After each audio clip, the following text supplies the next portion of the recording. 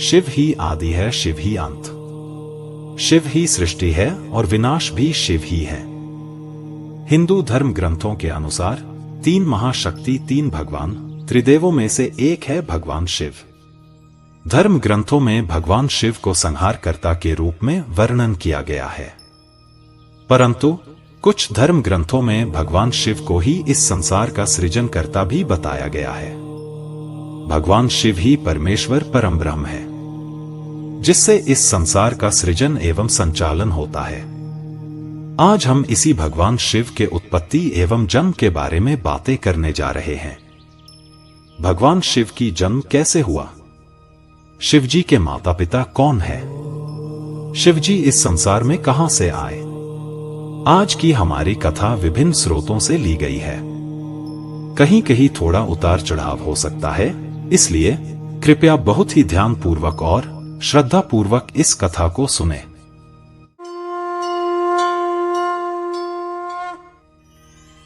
शिव। शिव कौन? देवी पुराण के अनुसार ब्रह्मा, विष्णु और महेश की उत्पत्ति माता आदिशक्ति से हुई है। तीनों को सृजन करने के बाद माता आदि शक्ति ने ब्रह्मा को सृष्टि की संरचना, विष्णु को सृष्टि की पालन एवं रक्षण और महेश या शिव को विनाश की जिम्मेदारी सौंपी। देवी पुराण के अनुसार माता आदिशक्ति ही ब्रह्मा, विष्णु और महेश की उत्पत्ति और सृजन की मूल है।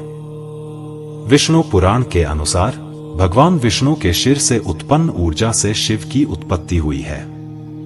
भगवान विष्णु के शिर से उत्पन्न ऊर्जा से शिव की उत्पत्ति होने के कारण ही भगवान शिव परम योगी हैं और इसलिए हमेशा योग मुद्रा में रहते हैं। विष्णु पुराण के अनुसार भगवान विष्णु ही भगवान शिव और सृष्टिकर्ता ब्रह्मा और समस्त सृष्टि के सृजन का मूल है। श्रीमद्भागवत के अनुसार सृष्टि के प्रारंभ में सर्वप्रथम सृष्टिकर्ता ब्रह्मा से 4 ब्रह्मकुमार ऋषि की उत्पत्ति हुई।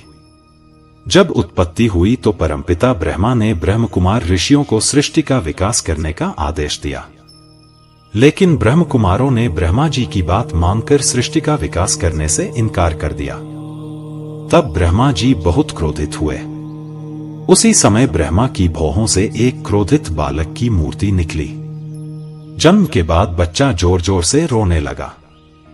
फिर उस बालक ने ब्रह्मा जी से पूछा, हे पिता, मैं कौन हूं? मुझे मेरा नाम बताओ और रहने के लिए जगह दो। उस बालक की बातें सुनकर ब्रह्मा जी अति प्रसन्न हुए और बोले, हे पुत्र, मेरे आशीर्वाद से तुम्हारी सभी मनोकामनाएं पूरी होगी। चूंकि तुम्हारा जन्म मेरे क्रोध से हुआ है और पैदा होने के बाद तुम बहुत रोए, इसलिए तुम्हारा नाम होगा रुद्र। तुम मुझे सृष्टि का विकास करने में मदद करोगे। ब्रह्मा जी की बात मानकर शिव के 11 रूप एकादश रुद्र और एकादश रुद्राणियां मिलकर सृष्टि विकास करने में लग गए। ये सभी रुद्र भूत पिशाच आदि को जन्म देने लगे, लेकिन सृष्टि के विकास के लिए रुद्र द्वारा सृष्ट ये भूत प्रेत और पिशाच ब्रह्मा द्वारा रचित संसार के अन्य प्राणियों को निगलने लगे। ये सब देखकर ब्रह्मा ने रुद्र या शिव से कहा, हे रुद्र, तुम्हें अब और नए प्राणियों की रचना नहीं करनी है। अब तुम जाकर तपस्या करो। परमपिता ब्रह्मा जी की बात मानकर शिव ने ब्रह्मा जी की परिक्रमा की और उन्हें प्रणाम करके तपस्या करने चले गए। श्रीमद्भागवत के अनुसार इसी प्रकार सृष्टिकर्ता ब्रह्मा से भगवान शिव की उत्पत्ति हुई है। लिंग पुराण के अनुसार शिव ही परम ब्रह्म है। शिव एक अदृश्य तत्व या ऊर्जा है और शिव का प्रत्यक्ष स्वरूप है लिंग। दूसरे शब्दों में शिव दृश्य और अदृश्य दोनों रूपों में व्याप्त है। यह संसार पहले 7 प्रकार के तत्व, फिर 8 प्रकार के तत्व, फिर 11 प्रकार के तत्वों से उत्पन्न हुआ। 11 प्रकार तत्व है, 10 इंद्रियां और 1 मन। ये सभी तत्व अदृश्य शिव की माया से उत्पन्न हुए हैं। शिव से उत्पन्न ये सभी तत्व मिलकर एक बड़े अंडे का निर्माण करते हैं और उस अंडे से ब्रह्मा, विष्णु और पूरी दुनिया उत्पन्न हुई।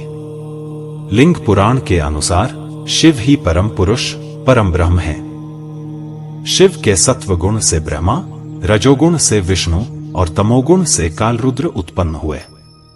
शिव ही सृष्टि के निर्माणकर्ता, पालनकर्ता और संहार करता है। संसार के सभी लोग और सृष्टि इसी अदृश्य शिव से विकसित हुए हैं। शिव ही परम पुरुष और आदि पुरुष है। ब्रह्मा वैवर्त पुराण के अनुसार सृष्टि के प्रारंभ में चारों ओर अंधकार ही अंधकार था। उस समय पूरा सृष्टि हवा, पानी और जीवन से रहित था। उसी समय श्याम रूप में परमब्रह्म श्री कृष्ण प्रकट हुए। तब परमब्रह्म के दाहिनी ओर से सत्व, रजः, तमः 3 गुणों की उत्पत्ति हुई। 3 गुणों के बाद रूप, रस, गंध आदि 5 तत्वों का निर्माण हुआ। उसके बाद परमब्रह्म श्री कृष्ण का शरीर 2 भागों में विभक्त हो गया।